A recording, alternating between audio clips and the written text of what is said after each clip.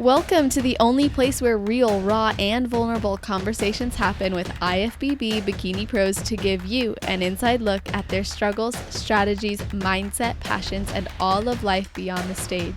This podcast is made to inspire, motivate, and remind competitors and the average gym goer that even the most extreme lifestyles and elite athletes have their ups and downs. Thank you so much for tuning in today. I'm your host, Celeste Rains-Turk, and now it's time for the Confessions of a Bikini Pro podcast.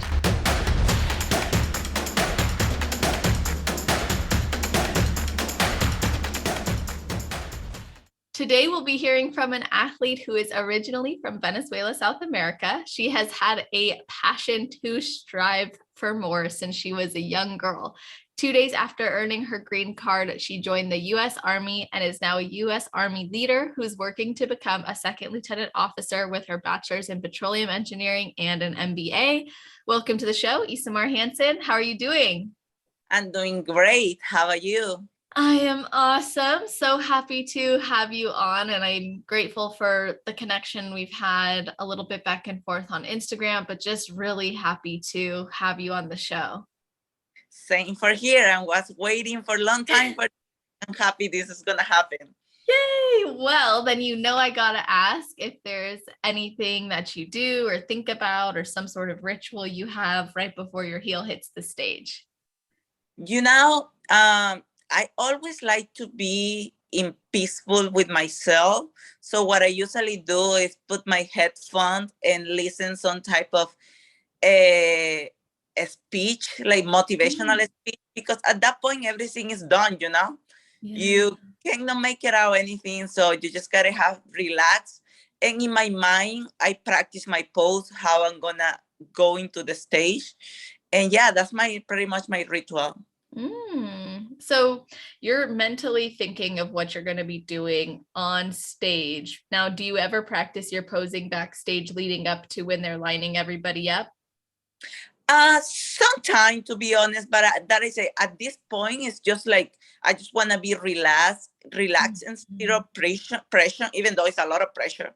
But it's just like I know already what I'm gonna do. I know how I'm gonna hit my pose, and if I don't feel comfortable, like let's say, I don't know, let's say my front pose. Sometimes I put the feet on the front. Sometimes it's profile. I practice a little bit, but usually no. Usually I just stay calm, and get my pump. I like that. I think it's great to be able to relieve that pressure, because sometimes if we're practicing over and over and over and over again, it can put us in that weird mentality of I need to be perfect, I need to nail this, rather than just like, I've already got this down. I'm going to go out there and show them what I got.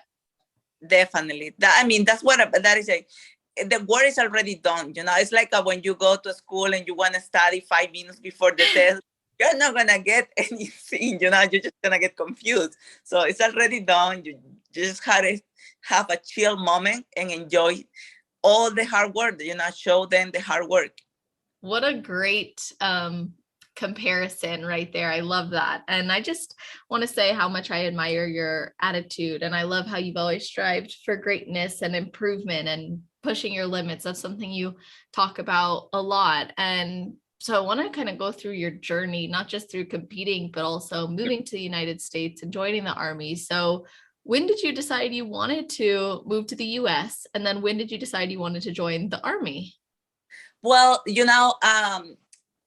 I'm originally from Venezuela. I graduated in my country, and I used to love to be a petroleum engineer. And, I used to love to be in the big ring and get, my hands with the oil and all these things. And it's passion about it. I always been in the fitness community, but not that deep like as I am right now. So 7 years ago, I applied for my dream job in an oil company. So I got the interview, but I didn't get the job because my English wasn't good enough. Actually, it was pretty horrible. So I couldn't speak at all. So I was like, okay, I really want to get better in my area. I need to have the English language. So I decided to move to Washington State because I want to be far away from people who speak Spanish. Like, a lot of people who speak Spanish. So if I stay close to people who speak Spanish, I won't be able to improve myself, Mm-hmm. So I moved to Washington, and I was an international student for I think the first 2 years, I was all international student. And then I met my husband, and we got married, and we got, I got my green card. And as soon as I got my green card, I always, when I was an international student, I saw this Army booth that I always offer great opportunity for, citizen people or green card holders. And I was like, wow, like in my country, it's not like this, And I was like, wow, this is a big opportunity. As soon as I got my green card, I joined the Army. And I remember that year I did Arnold Classic in Ohio as an amateur. And after I come back from the Arnold Classic, I went straight to basic training. And wow. It has been the best. I mean, it built my resilience. It built my strength. It wasn't that easy because when I joined the Army, I wasn't young enough, I was like, what? I think 26, 27. And it was hard for me to see, to deal with a lot of young people, that they don't know what they want in life. But it literally built my resiliences, and I love it. I love all the experience. Wow. There's so much there that I want to dig in even more. So I'm going to be asking lots of questions just about this because I find it so fascinating. And so first of all, how did you meet your husband when you were living in Washington? Well, when I was an international student, I started working at Home Depot part-time. And I was working in the pro construction area. So my husband is a constructor, and I met him. He started his company, and I met him at Home Depot. And then now the rest is a story, honestly. Like, switch numbers. And I remember that was on November. On January, we went in our first date. By March, we were living together. By June, we were getting married. Whoa. Yeah, and then it was a hardcore because I think a week before we got married, we find out he had cancer. And it was like a shock for us. But I mean, I love him so much, and I support him so much. Like, our love is pretty strong, and we have been able to make it together. And he's an amazing supporter as well. So I think God gave us the strength, and yeah, we are here. Wow. How did that cancer recovery and journey play out over I don't know if it was months or years? How did that look? Yeah, it was hard for him. It was it took so much from us because we were like, we just got married, and our honeymoon was pretty much in the hospital. But that is I always pray a lot, and that's when pretty much my journey started. So I rely myself at the gym. So every time that I was in the hospital dealing with him, I got stressed. I went to the gym and I let it go, And as soon as, he got better, I talked to him and I said, you know what? I have a dream that I always want to be on the stage since I was in my country. But in my country, bodybuilding, if you think bodybuilding here is expensive, in my country it's crazy expensive. So he, after his recovery, he say, okay, let's do this, go and get your show together. So I hired a coach, and I did my first show here in Vancouver, Washington. And I felt amazing. I love the drive. I love everything, to be honest. And from there, I haven't even stopped until now. Yes, that's right. You've been going back to back and competing year after year. Yeah. Actually, it's been like 5 years straight, I think, without stopping. And after my pro debut this past week, after all these 3 shows that I did back to back, I talked to my coach, and I think we're gonna step back and get reorganized things. And when we come back, we're gonna come back strong. I think that's a good thing, Absolutely. And you've come such a long way since starting your fitness journey. So, what inspired you to change your lifestyle or pursue that lifestyle of health and fitness? My husband, when I met my husband have really poor nutrition. He used to eat just steak, cold steak, how men, when they together, protein bar. And then, we know that he had cancer, and I was like, I know in the United States, nutrition is really, really poor, because it's a hard, like today I was talking with one of my cadet mean like one of my personnel in the army. She is a MS1 and an MS3, which means I'm about to become lieutenant. She just started the program, and she was asking me, what do you think about the military standard for high and weight, And I told her, if you ask me who I am, Isamar fit, I will tell you and agree with that. If you ask me as a personal opinion, I'm not agree with that, because stay fit is a hard work. Like, it's literally a full-time job. You have to be able to keep yourself together. You have to be able to track everything.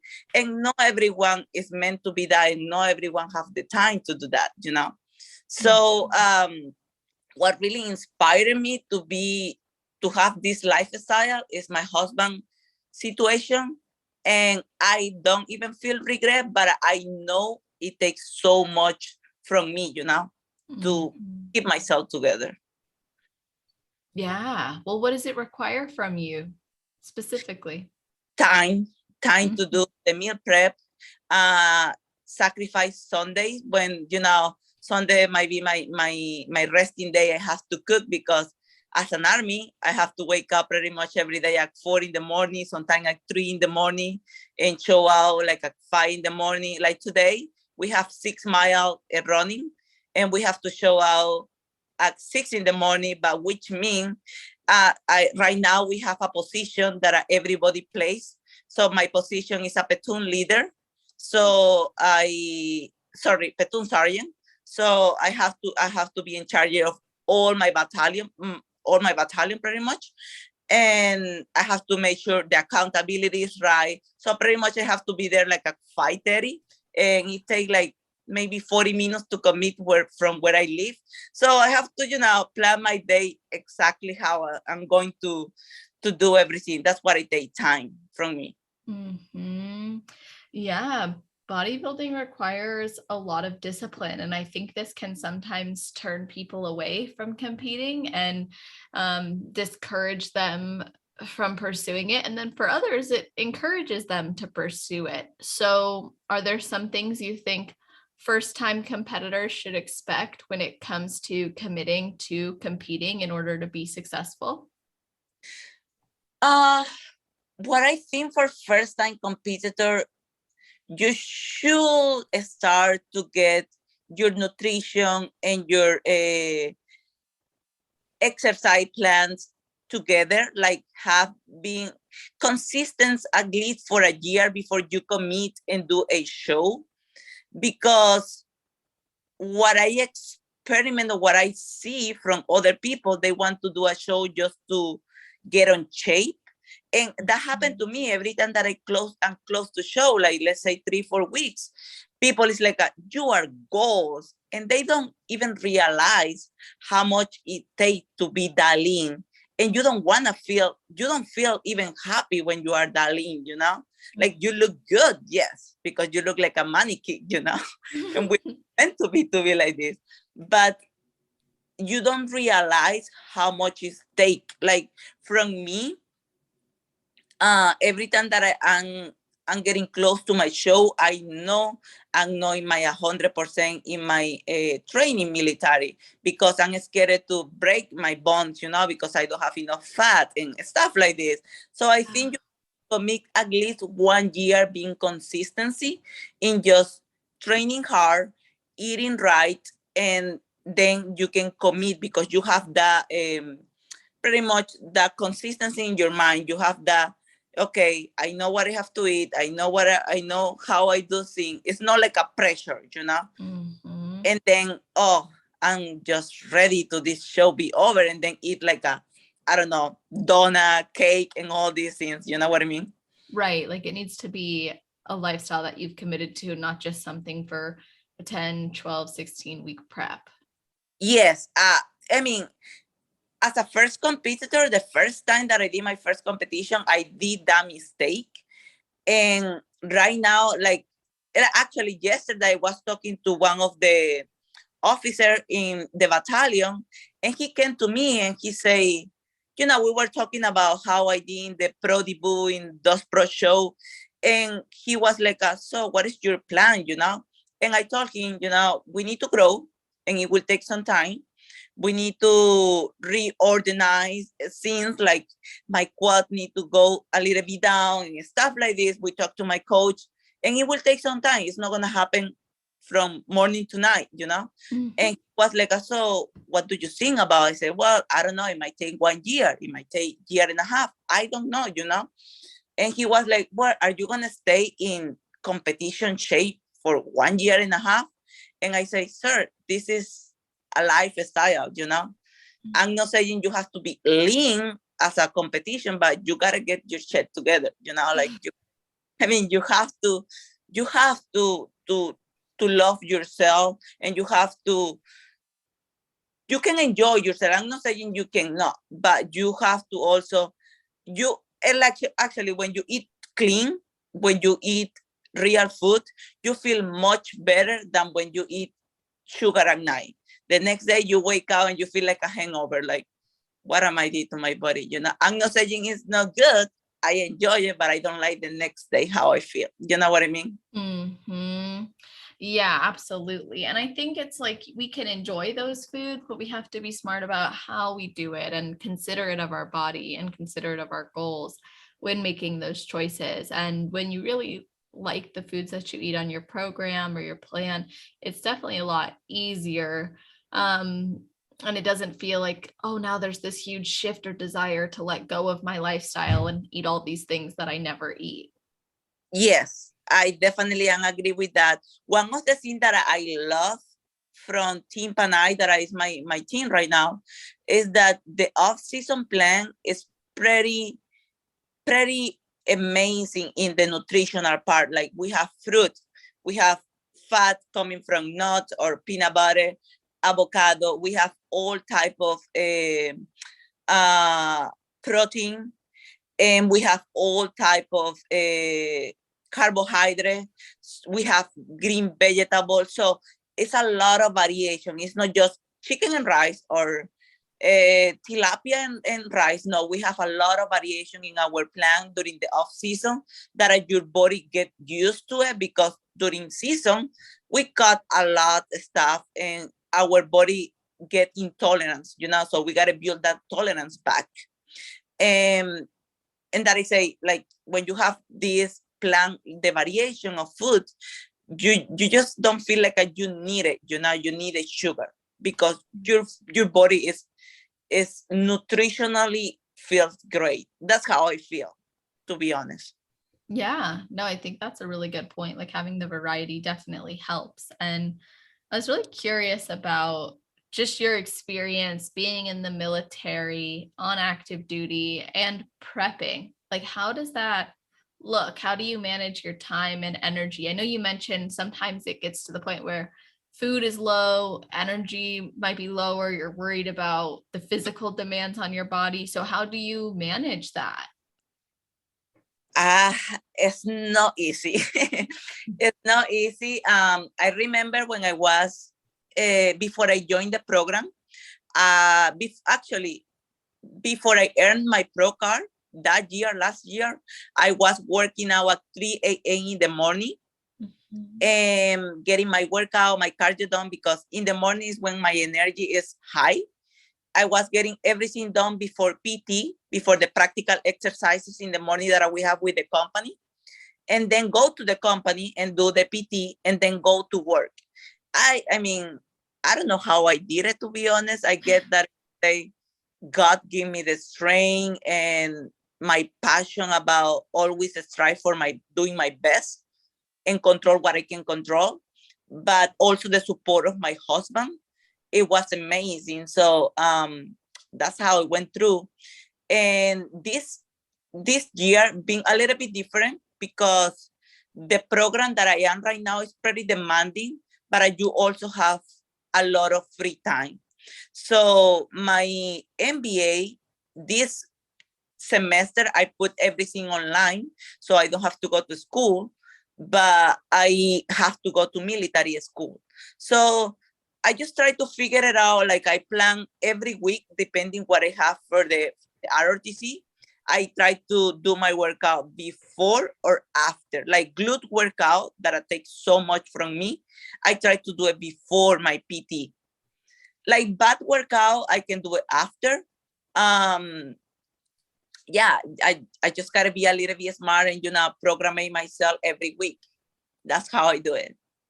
Did your coach ever modify anything based on, I mean, if you're running, let's say 6 miles, did your coach ever configure that into the types of cardio he would have you doing? Yeah, I mean, every time that I do like 6 miles run or I do a rock march, I don't do cardio that day. Okay. Yeah, definitely that's a no-go. I'm like, I mean, obviously there's times where we're doing a lot of cardio, but then sometimes it's like, we gotta be smart. And I imagine when you're in a growing season, that could be even more difficult because then you got to eat more, I'm imagining, to make sure you're still growing. Yes, definitely. Actually, today, in the morning, I wake up earlier and I did my breakfast and I went for a run. And I didn't feel that hunger until I get home and I ate my second meal and I was like, wow, where did it go? I feel starving and I have my third meal and I start feeling starving, but I know it's my mind, because that run, I mean, you burn like 700 calories and you don't feel it because it's cold weather here, but running for an hour and a half, your body keep running during the day. You know what I mean?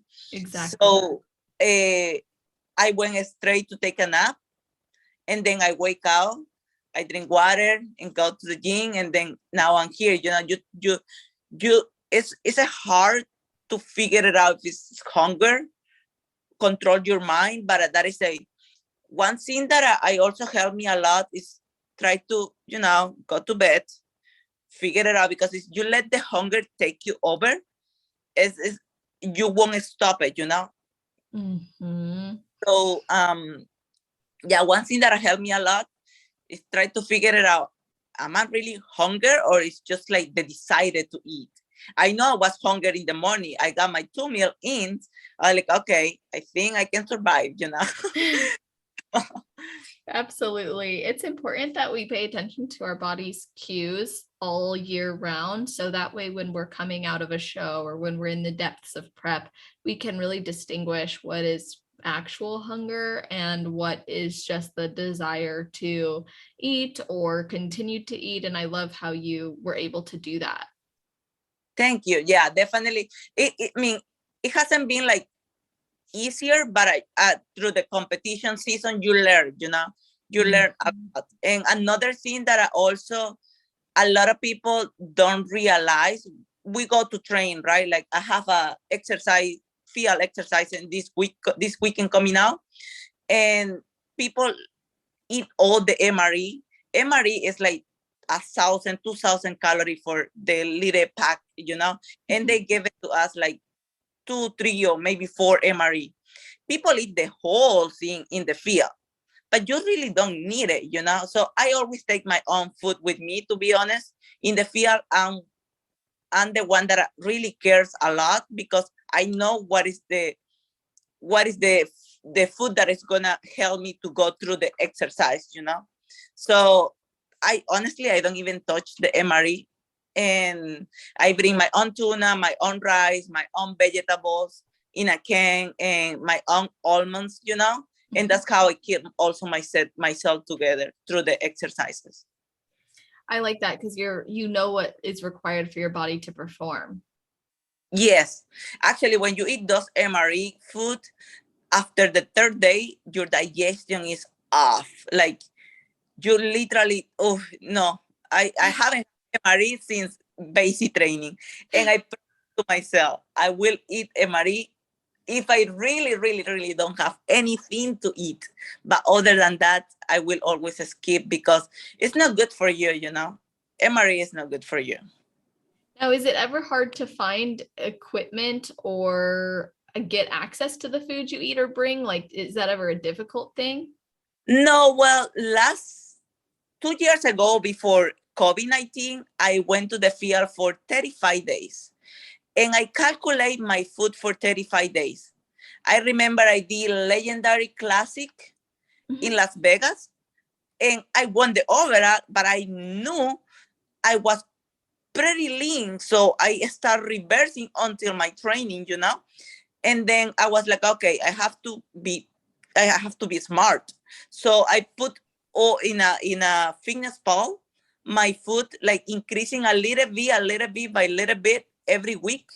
So when I came back from the field, I have like 4 pounds out, and I was like, I was pretty amazed how I handled my reverse diet during the training, you know. So I brought like a container with all the food together, and every time that I went to the field, I brought my food with me, you know, and everybody was like, wow, that's so much commitment. I think you gotta do what you gotta do, you know. And I know if I eat MRE for 30 days, my body will hate me. Don't like to feel like this. Definitely not. I think it's great that you were able to find a way to make that work for you and for your goals. And you were really smart and thought ahead of like what your body would need as you reversed. Was there ever a time in that 35 days where you're like, I didn't bring enough, or I brought too much, or I don't know how my body's responding? No, honestly, no. Everything was good enough. Like I mean, that is, I was increasing my meals every week, my calories every week, and I feel good. I mean, I think I actually I got some food back, like some tuna, some rice, you know. Yeah, so everything was pretty nailed it. And I know we've been talking about kind of like the influence each lifestyle has on the other. How do they complement each other? Like, is there any part of doing both, because they're both very physically demanding and mentally demanding as well? How do they complement each other or help each other? You mean being in the military and and competing? Yeah. Honestly, it gave me the motivation and the strength to inspire my future soldiers. You know, a lot of times when I didn't know enough English, I didn't have enough money, I thought like, oh my gosh, why me? You know, why I have to live this life?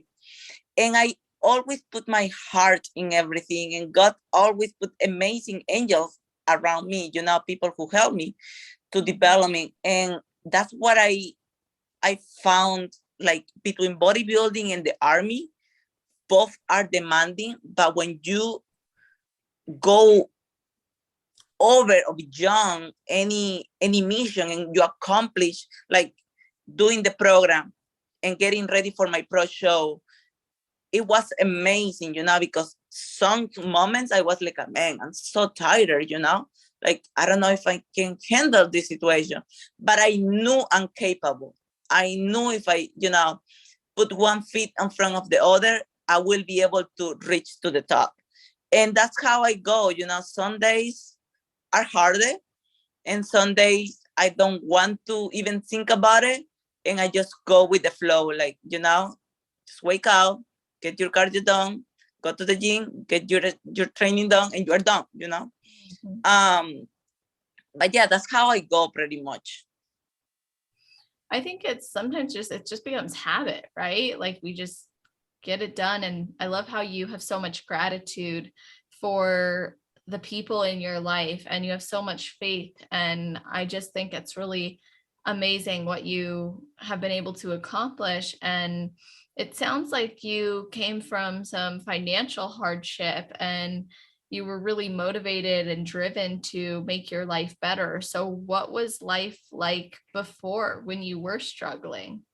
Well, I remember when I came the first time in the United States with just $3,000. $3,000 in my pocket. That's all I have. And I have to pay rental. I have to pay my education as an international student. I don't know if you have any knowledge about that, but as an international student, you go to college to learn English, second language, and citizen or green card holder pay $25 for the English class. We, as an international student, pay $1,500 in a community for the same class.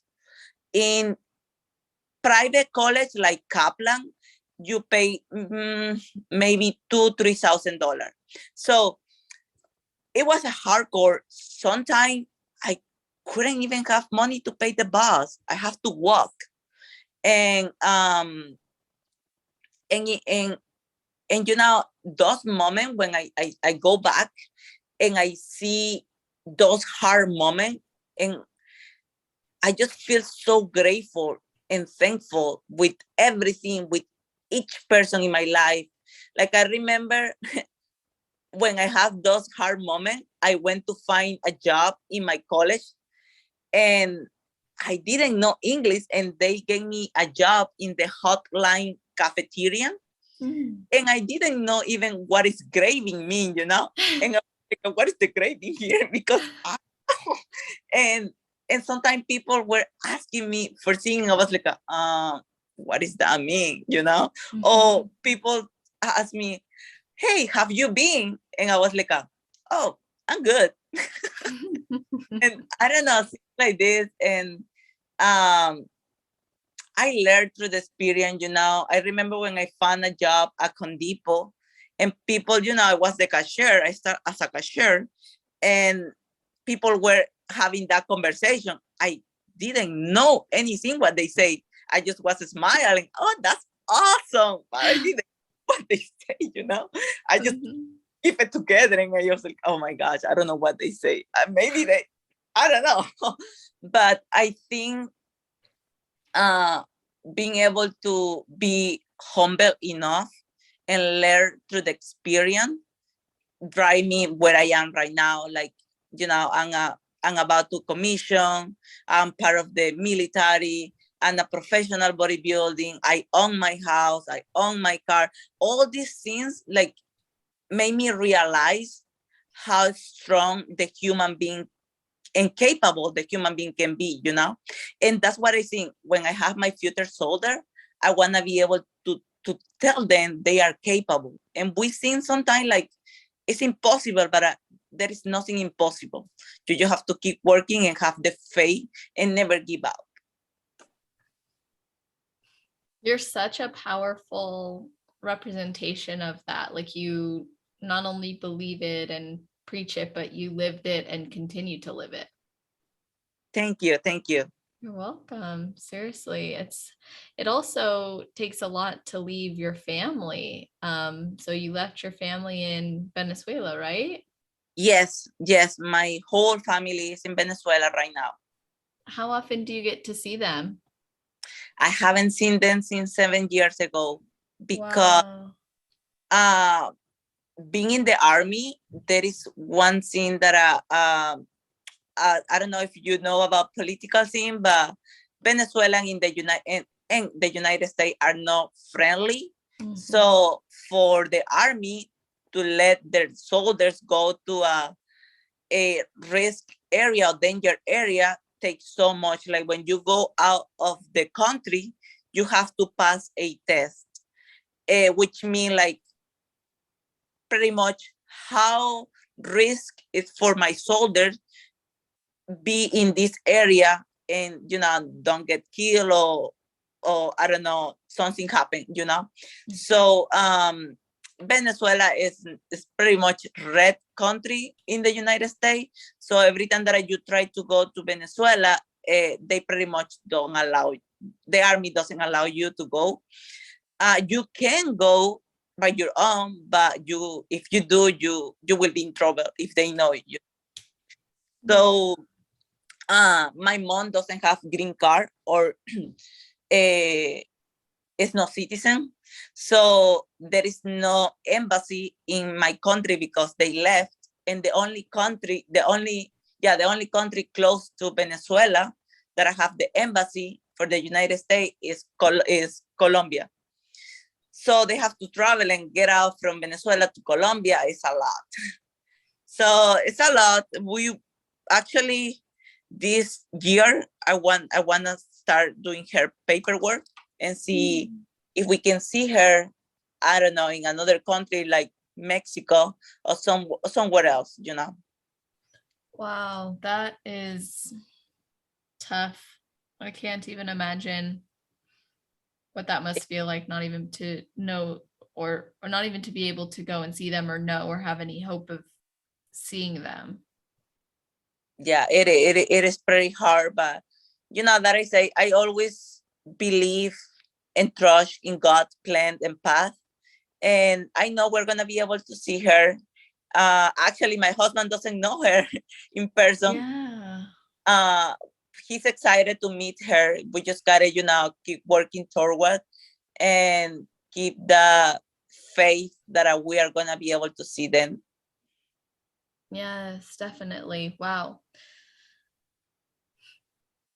That's a lot of commitment from you. And you've always, or at least it appears that you have this intense tenacity and discipline and belief. Like I said earlier, like your faith is really strong. And you had referenced in 2021 that mindset was really the key for you because you had placed, I'm taking this back to your competition journey now, but you placed third at Clash where you wanted to get judges feedback. Then you won the overall at the Emerald Cup after implementing some of those changes. And then you brought your conditioning in more for junior USAs where you placed third before you went on to junior nationals where you missed your pro card by one spot. And then you won your pro card at NPC Universe. So what were some of those things you did for your mentality to support you in continuing after your goal?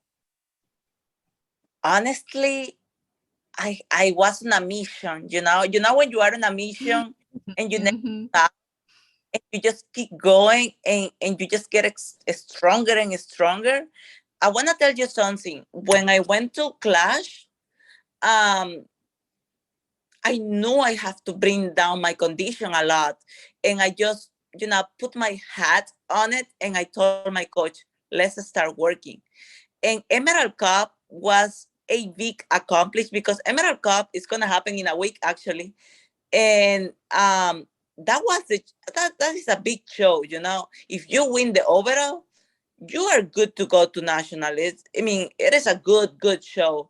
And I remember I did a show back to when I initiate my career after Vancouver, and I did not place well at all. And that was something that I have to. I told my coach, my coach didn't want me to do that show. And I told her, I have to. It's something inside that I have to. And I prepared myself so hard. And I didn't care about how low my calorie, how high my cardio was. And I remember I was in JBLN here in the army. And my first sergeant told me one day, you won't be able to be to become pro by just being, just you can compete with somebody who use stuff, And I was like, First Sergeant, you gave me the motivation because I will demonstrate, I will be able to do it. So all these thoughts in my mind, like when people tell me you won't be able, you can't, I always tell people, don't tell me I can, because it might take me 1 year, 2 years, but I promise to God, I will do it. After all these things that I have in my life, being where I am right now and being able to see my life back, I was like, there is nothing impossible, It's just mindset and people don't want to work hard. So I think that is I was in a mission. I have one mission to do it. I have one small window to get it done, because after that I have to go to Hawaii. And I knew if I go to Hawaii, it will be harder for me to compete in national. First of all, it's so expensive to get out from Hawaii, and it will take more time, So I needed to do it in that year. That was a must. So yeah, that's how I handled that situation. Wow. I love that. And your sergeant said there's no way you could compete against people who are enhanced. Is that right? Yes, that was pretty much my first sergeant say that to me after I won the Emerald Cup, and I was like, thank you, because now you gave me the motivation. Go out with the pro car, he just was like changed, Like I love when people tell me you can't, because that demonstrate me, give me more powerful, like a can't. The word can't is like, I just can't stand in that. Like as a leader, I will never use that word with any of, not even my friends or soldiers or anyone, because I think every time that I meet amazing people, new people, and they are capable to do amazing things, I just realize how powerful is the human being, Wow. Yes. I am just really inspired by you. I think you bring so much spirit into not just your own life, but others. And you look back and you have all this proof that you can overcome adversity and you can achieve things. And now it's like if someone else presents with the belief that they can't, you're able to say, no, look what I've done and look what's possible.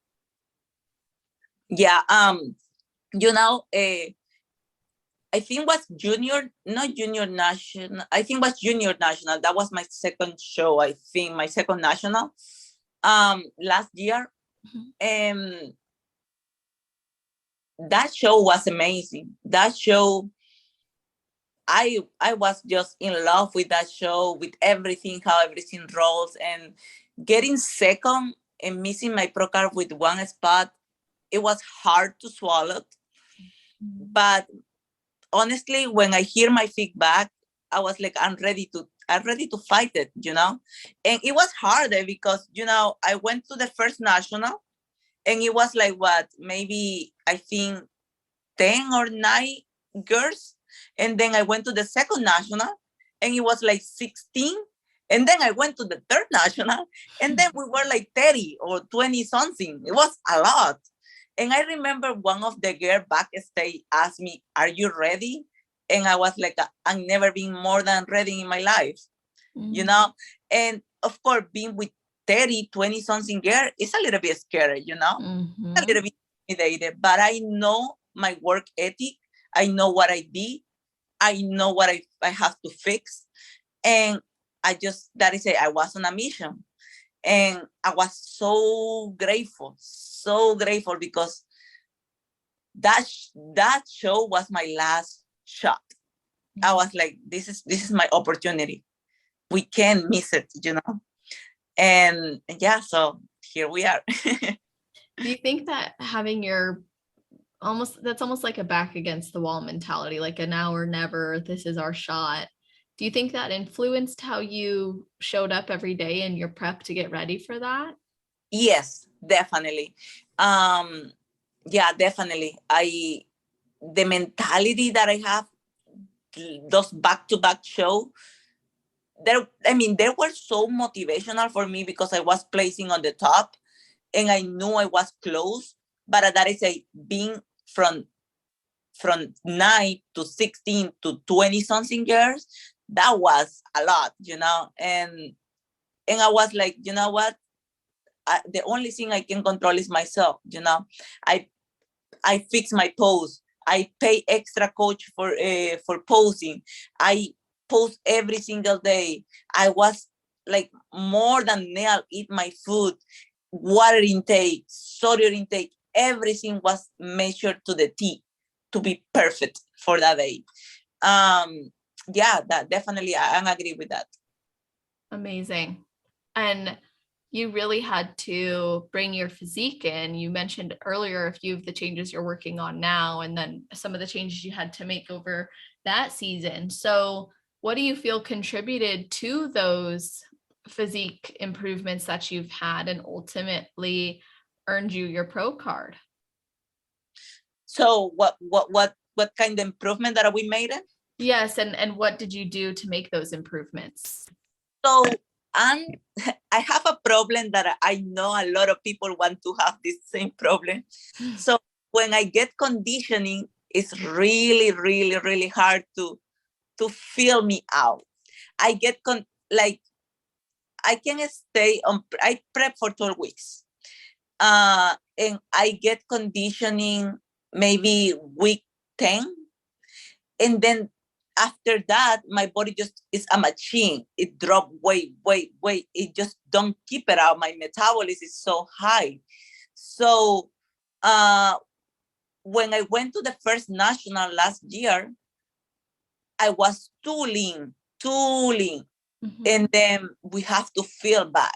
So when I did my second national, I was better, but was a little bit too hard. So when I went to my third national, I was like, okay, it's now or never, So we have to feel. We play hard. We never eat burger the night before, and we play that. We eat the burger. We wake up full and conditioning, and that's how pretty much we roll. We have to feel the body, and that was my feedback this weekend. You know how many calories I ate the night before was such a warrior? No, how many? I ate 3 burgers. I ate 1,000 grams of rice, plus my my protein and my fat. And I was keeping dropping weight. That's so crazy. That never happened to me before, to be honest. This was something out of control, but that is my body going back to back show is not doing anything well on my body, because when I get conditioning, the food just run in my body. Like it keep me full for a couple hours and it goes away. So I knew this thing happened to me when I was an amateur a couple years ago, and I tried to do it right now as a pro, and it did not work well. Actually, my plan was doing Clash and was social, and the Spectro, the Golden State, wasn't planned. But I told my coach, you know what? It's in the middle, so let's do it, And she was like, okay, let's do it. So we tried it out, and we knew that was not a good way to approach. But we learned, this season was a learning experience, and just let them know my name. And yeah, that's pretty much. That's so cool.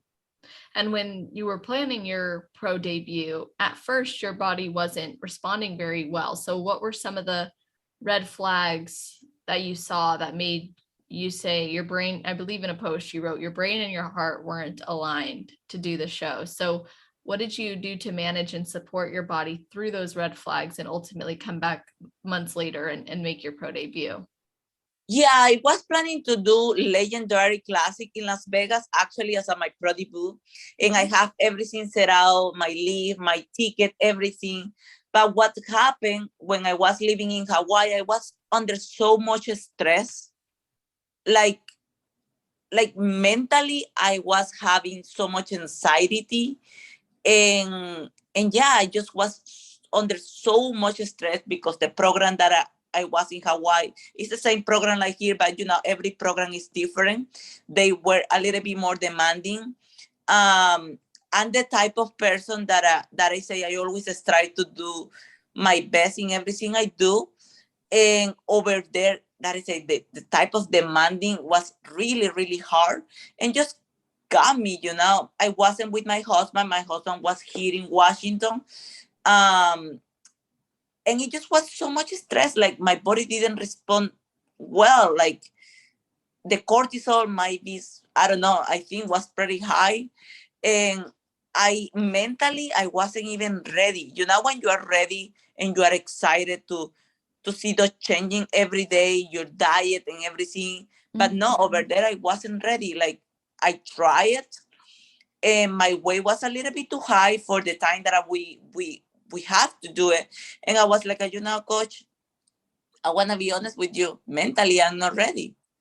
I just don't ready. Like, I don't feel happy. If I don't feel happy, I won't do a good job. So we talked. She understood me, and she said, well, we just got to do a withdrawal plan. There is so many shows coming out. So I applied to come back to Washington because my husband's situation, it got approved. And on December, when my husband went to Hawaii, I didn't blow out anything after I decided to withdraw the plan. So I tried to keep myself together. I enjoyed December with my husband. And as soon as I knew I got approved to come back to Washington, I told my coach, I think I'm ready to start, So that was a good start. So my body was in a good position, like mindset, weight, everything was in a good position. And we just started. We just pretty much rolled, to be honest. Nothing changed during those 12 weeks. Nothing. Like literally, my body was responding. As soon as I got back to Washington, my body just was a machine, responding so well to the training, my cardio never go out above to 30 minutes. That was my, yeah. So another thing that I added was running. I was running a couple miles a week. Like I would say I was running like 20 to 15 miles a week.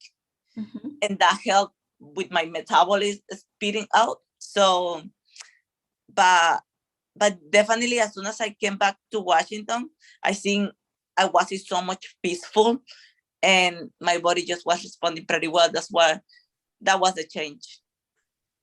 Wow. I love that you were able to recognize it, communicate that with your coach, and then wait until you were in a better place rather than trying to force or push yourself when your mind wasn't there. Yes. So now that you've made your pro debut and you decided it's time to focus on your career and making some of those physique changes as well, what is life going to look like for you moving forward? Can you repeat again? Yeah, so now that you made your pro debut and you've decided it's time to focus on your career, what is life gonna look like for you? Oh, well, so as of right now, I'm about to go to train for a month and a half, a month and 10 days, to Kentucky.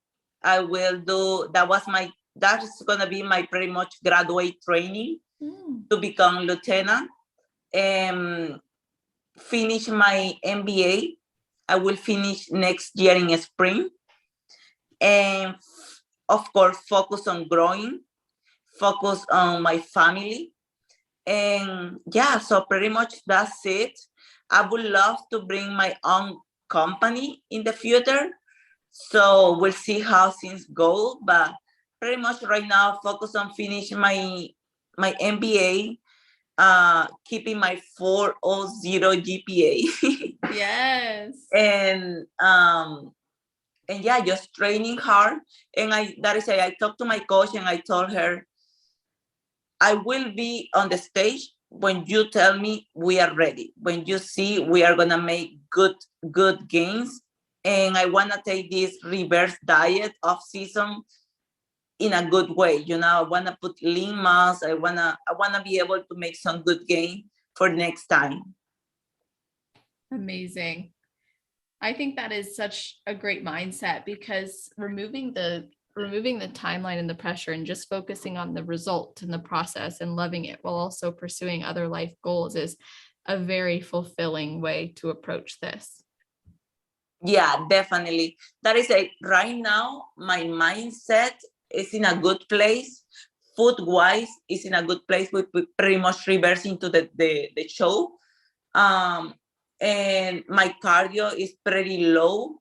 So I think I am capable to handle this off season and be focused on growing instead of competing after having this pro show debut and pro show shows. And I don't know, show me like, if you want to be on the top, you got to make good improvement, you know, and it will take some time. Like my feedback, it was pretty clear, and we have to reorganize ideas and bring that balance on the stage. Absolutely. I just am so happy to be connecting with you in this way on the podcast, because I'm learning so much from you, and I just really appreciate your perspective. And I also want to say that I really appreciate your service to the country and your passion for it. It's just so cool. Thank you. To me, it's my pleasure, and to be honest, it's my pleasure to be or give something back to the United States, because the United States gave me so much. Like I'm just grateful to be able to be here, to belong to this country, to be a citizen, and you know, it's so much. It's just a simple way to give something back to the United States. Wow, that's amazing.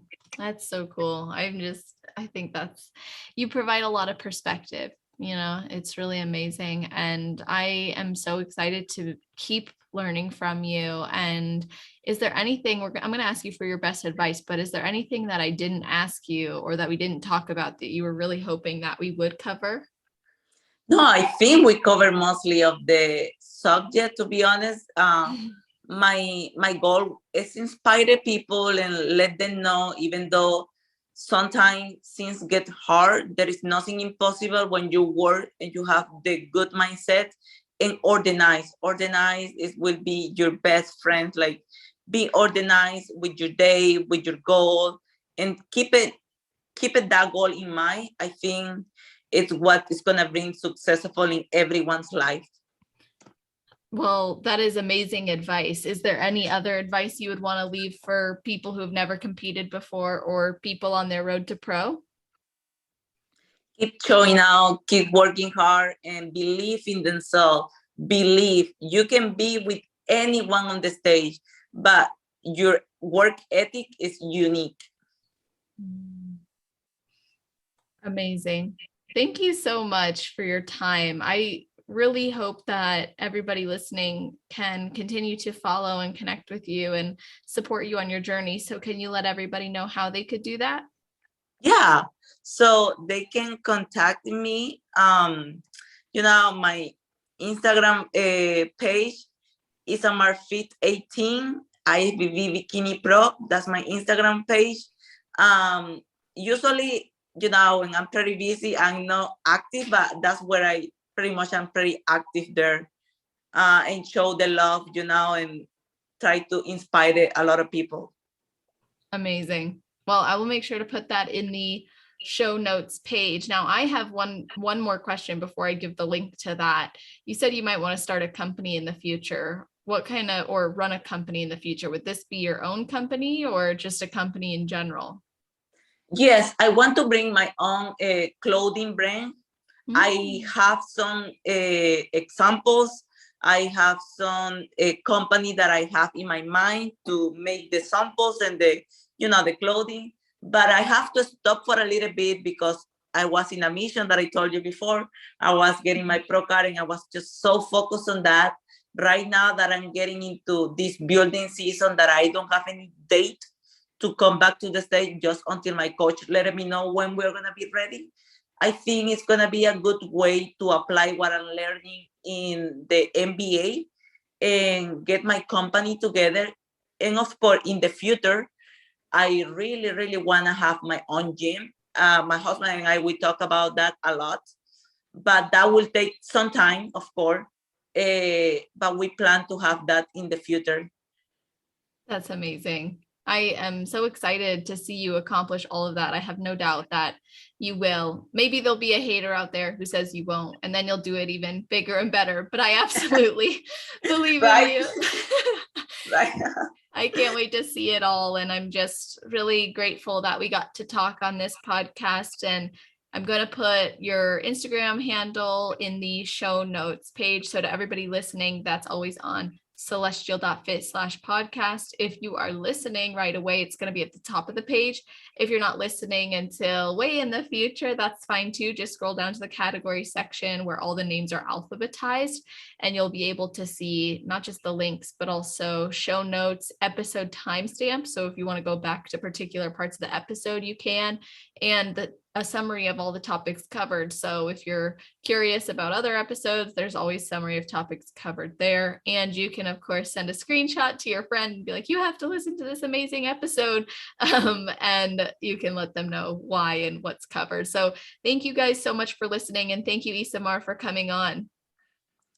Thank you so much for having me. It was so fun.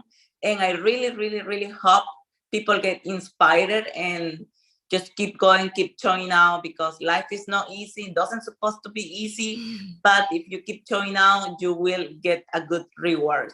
Thank you so much again. You're welcome. Absolutely. No doubt that'll be the case. And I hope that everybody listening, hope y'all have an amazing rest of your day, night, or morning, wherever you are in the world while you're listening to this episode.